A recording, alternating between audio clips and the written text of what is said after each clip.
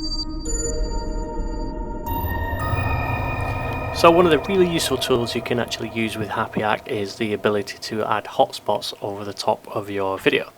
So I've got here, it's one of my older videos that I've made. It's a knowledge series on interactive video, and a good rule of thumb is when somebody's new to interactive video, you kind of need to prompt them to say, hey, this video is interactive, you can engage with it.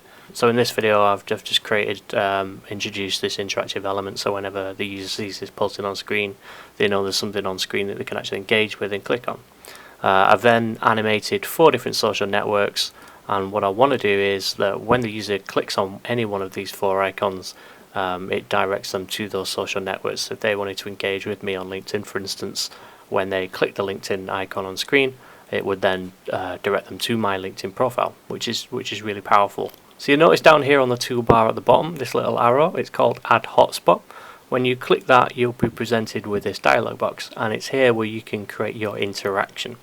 So because I'm directing to LinkedIn, I'm going to put my LinkedIn profile in here. So if I simply paste my LinkedIn profile there, pause video on click. If you're directing a viewer outside of your video, it's always worth keeping this checked. If a viewer is going to a different web page, if they want to navigate back to your video to carry on watching, you're going to want to make sure that they're watching it from the same point that they left. So it's always worth leaving this checked. If you're not loading an external URL, you can always direct them to a different part of the video. So if you created chapter points in your interactive video, you can direct them to different points of the video depending on when they click this icon. That's an option. And for anyone that's familiar with JavaScript, you can do all sorts of creative things with JavaScript. I've got some videos on JavaScript functionality with HapYak. I'll put a link to the description below as well, you can check that out. And finally, the action to take if the viewer doesn't click the video. I always think it's a good rule of thumb to make sure that the viewer continues watching the video. There's few instances that you actually want to be able to loop back here. If a user chooses to interact with your content, then great. But I'm just going to leave it on continue video. Hit submit, and then I'm going to rescale this box so it covers my LinkedIn button that I animated. So it's just a case of tweaking the handles down, and I'm also going to change the duration. So 3 seconds for an interactive element on screen is quite a short space of time. By the time the user realizes that this is interactive and scrolls up to click on this icon, 3 seconds have come and gone, and you'll lose that interaction. So I always tend to knock this up to at least 5 or 7 seconds.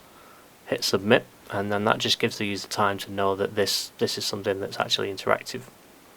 One final tip is if you want your hotspot to be completely invisible and you just want the user to go off the information that's on the screen, you can actually change the color settings.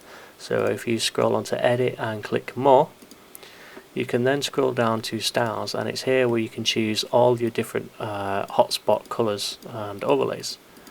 I don't actually want a color on this because I've created the button within the video itself.